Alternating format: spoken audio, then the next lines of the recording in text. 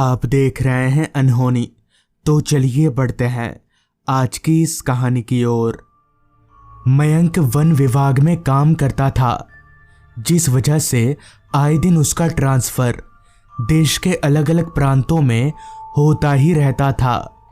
इस बार भी मयंक का ट्रांसफर आसाम के जंगलों में हुआ था, क्योंकि इस दुनिया में मयंक का और कोई भी नहीं था, जिस वजह से मयंक ने अपना बोरिया बिस्तरा उठाया और सीधे आसाम पहुंच गया।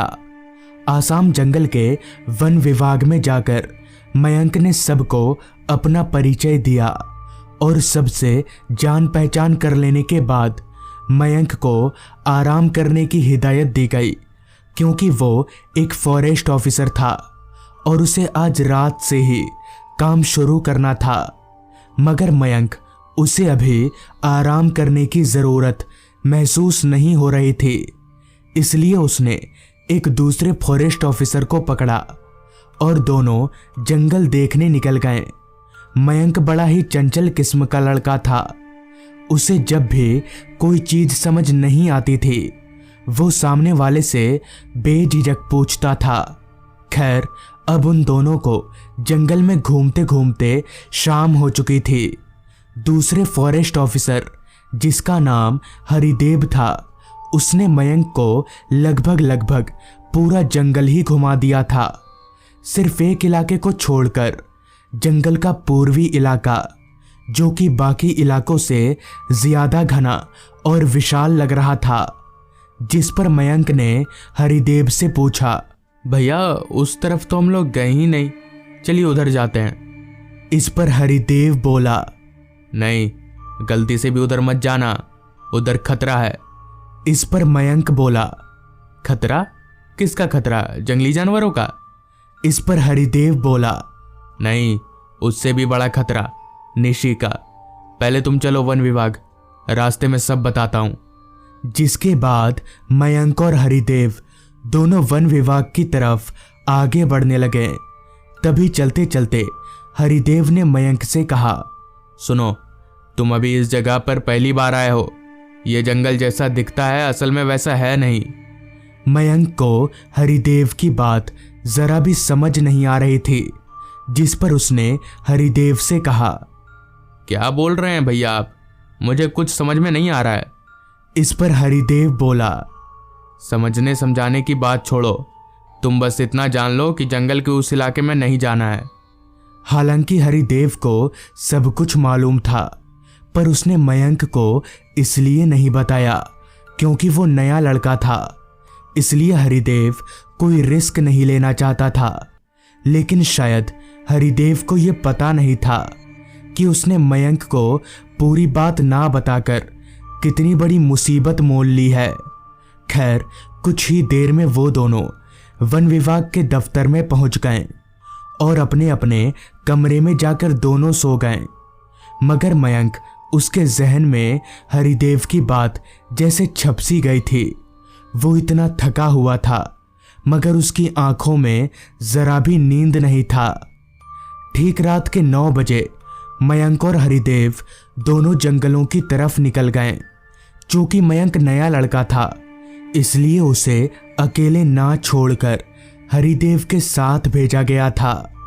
मयंक के हाथों में सिर्फ एक लाठी थी और हरिदेव के पास एक लाठी और वॉकी टॉकी। दोनों जंगल में अंदर की तरफ जा रहे थे। मयंक कभी भी उसी सोच में पड़ा था कि आखिर हरिदेव ने उसे उस तरफ जाने के लिए क्यों मना किया, और ये निशी है कौन जिससे सब लोग डरते हैं।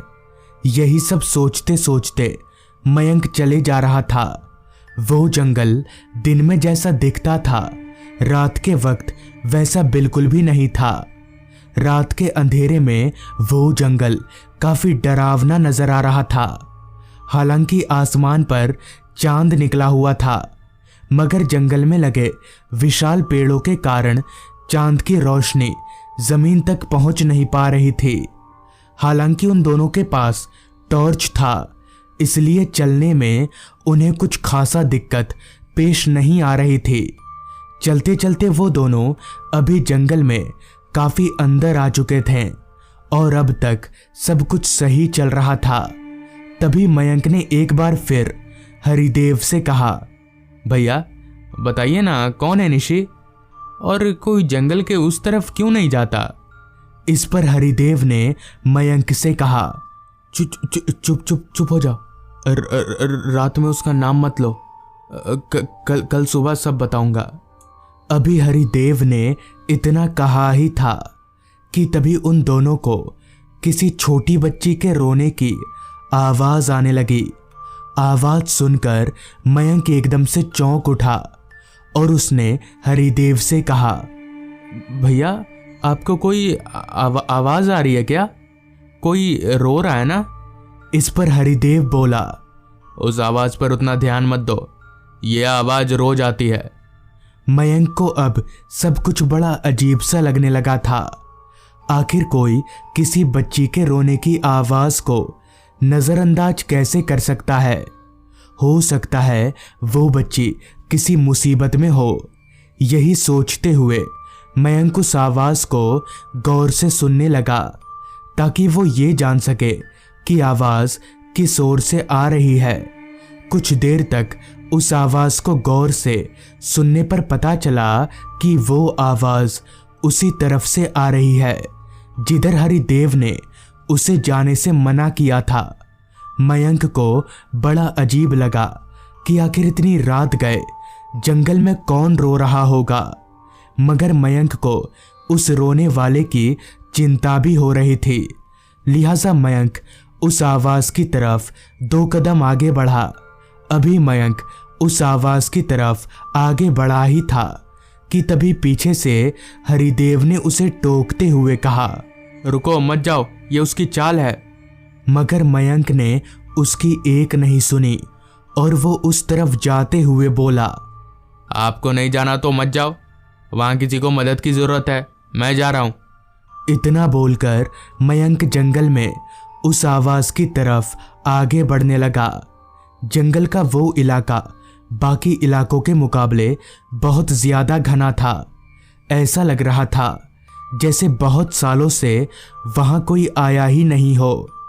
उस इलाके में झींगुरों की आवाजें बहुत ज्यादा तेज थीं और जैसे जैसे मयंक आगे बढ़ता जा रहा था वो रोने की आवाज और भी तेज होते जा रही थी। टॉर्च को इधर उधर घुमाते हुए अभी मयंक आगे बढ़ ही रहा था कि तभी उसे अपनी टॉर्च की लाइट में एक पेड़ के नीचे कोई बच्ची बैठी हुई दिखी। वो बच्ची अपना सिर झुकाकर रोए जा रही थी। तभी मयंक उस बच्ची के पास गया और बोला, क्या हुआ बेटा, आप रो क्यों रही हो? इस पर उस बच्ची ने कोई जवाब तो नहीं दिया मगर उसका रोना बंद हो गया। मयंक ने दोबारा पूछा तो इस बार उस बच्ची ने अपना सिर ऊपर उठाया और मयंक की तरफ देखते हुए बोली, भैया वहां पर किसी की लाश पड़ी है। ये सुनकर मयंक उस बच्ची से चौंकते हुए बोला, कहाँ, किसकी लाश पड़ी है? इस पर बच्ची बोली, आप चलिए मेरे साथ, मैं दिखाती हूँ। इतना बोलकर उस बच्ची ने मयंक का हाथ पकड़ा और उसे अपने साथ जंगलों में अंदर ले जाने लगी। उस बच्ची का हाथ एकदम बर्फ की तरह ठंडा था मगर मयंक ने इस बात पर उतना गौर नहीं किया और उस बच्ची के साथ चलता रहा। कुछ दूर चलने के बाद वो बच्ची रुकी और सामने की तरफ हाथ का इशारा किया।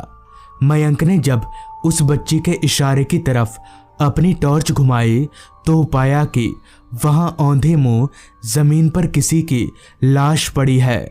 मयंक दौड़कर उस लाश के पास गया और उस लाश का चेहरा जैसे ही मयंक ने अपनी तरफ घुमाया तो उसके होश उड़ गए और वो सर से लेकर पैर तक कांपने लगा क्योंकि वो लाश उसी बच्ची की थी जो मयंक को यहाँ पर लेकर आई थी। मयंक ने झट से पीछे देखा मगर अब वहां कोई बच्ची नहीं थी।